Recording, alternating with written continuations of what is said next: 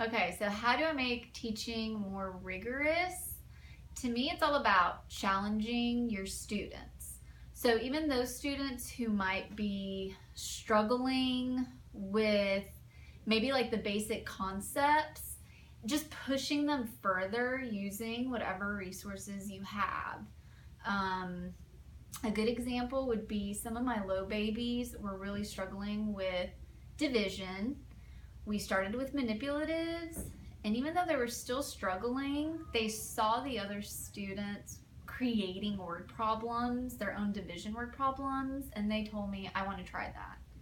So to me as a teacher, I felt like, okay, well, I'm going to challenge them even though they're still using manipulatives and they're struggling a little bit. Let me just give them a sentence stem and see what we can do with that.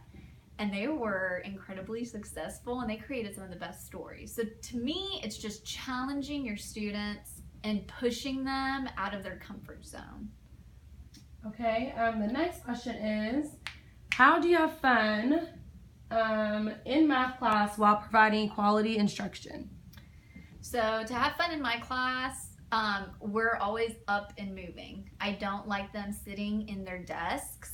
I don't like them just working with worksheets. Even when, like, we use questions from the math book, but I've started not giving them those math books anymore. They have them in their desk. They never pull them out. I will give them 1 or 2 questions for their independent practice written on even index cards. They have to cubes the question, so like circle the numbers, underline the question, box important words, eliminate unnecessary information, and then solve the question.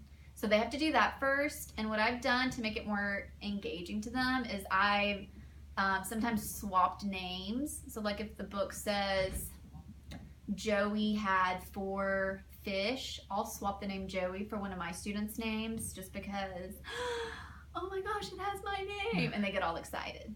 But it's all about moving, getting up and moving. I don't like them sitting in their desks for very long. So what's a moving activity you would do as an example? For our word problems, we always do word problems every day. Again, it's the same word problems from the back of their worksheets in their math book.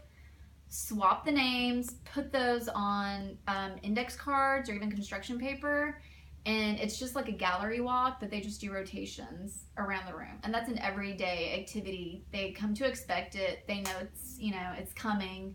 They'll ask me, teacher, are we going to do rotations today? So that would be something that we do every day. Okay, and the last question is, what is a new strategy or resource you have implemented into your class and enjoy doing? So something which I was afraid to do in previous years was the Nearpods. It seemed like too much work, and it's not that I'm lazy, it's that I was afraid to even like dive into it because I wasn't sure, even though it's been modeled, you're never sure how it's going to really work with your class. But we use Nearpods at least twice a week, not only in math, but like in reading. We sometimes do science and social studies as well, and the kids love it, especially on iPads Day. Oh my gosh, I thought they would go crazy with it, but that's probably the quietest time in my classroom because they're so focused on the questions in front of them. They love it. So I love using Nearpods. Yay! Well, thank you, Ms. Carson, for your input.